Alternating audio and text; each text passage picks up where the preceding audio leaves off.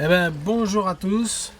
Vous voyez, là je suis en train de bricoler mon recycleur parce qu'il y a toujours mon scaphandre en fait. Il y a toujours des petits trucs à affiner, des petites cordes, des mousquetons à placer. Et si je fais ça, ce matin là, après la plongée, c'est parce que je suis content. Moi, quand je suis content, je bricole mon recycleur. Et si je suis content, c'est qu'on vient de faire une plongée extraordinaire ce matin.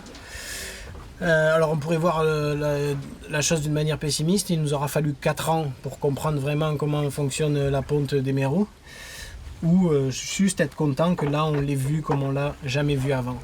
C'est-à-dire qu'on a vraiment compris le moment où ça allait se passer, et on est arrivé avant que ça se passe.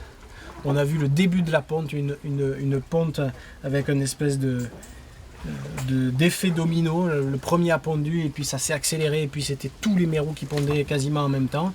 Il faisait presque nuit. En fait, le déclic, c'est vraiment le lever du soleil dans le courant sortant, donc ça fait des conditions de plongée qui sont pas simples. Il fait nuit, le courant est sortant très violent et l'eau est trouble. Alors tout ça, ça rend les choses difficiles.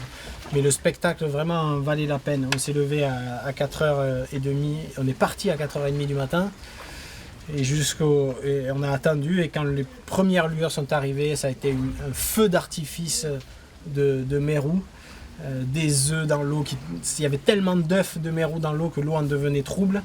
Les requins venaient là au milieu chasser, tenter de capturer des mérous, plutôt maladroitement d'ailleurs. Ils sont quand même finalement beaucoup plus efficaces la nuit en meute que quand ils chassent tout seuls au milieu des pontes de mérous. Enfin, ça a été magnifique, et quand le jour a été vraiment établi, soudainement les mérous se sont arrêtés de pondre.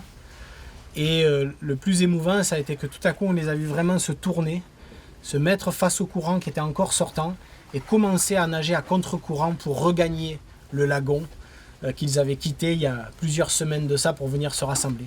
Donc vraiment, on a tout vu. On a vu le début, on a vu l'explosion de la ponte, et on a vu les mérous comprendre que c'était fini, que c'était l'heure de rentrer, et commencer à rebrousser chemin tous en même temps.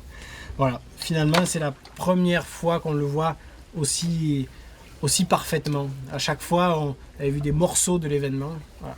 Donc voilà, du coup je suis très content, je bricole mon recycleur, je l'affine, il le mérite. Et je vous dis à demain, bye.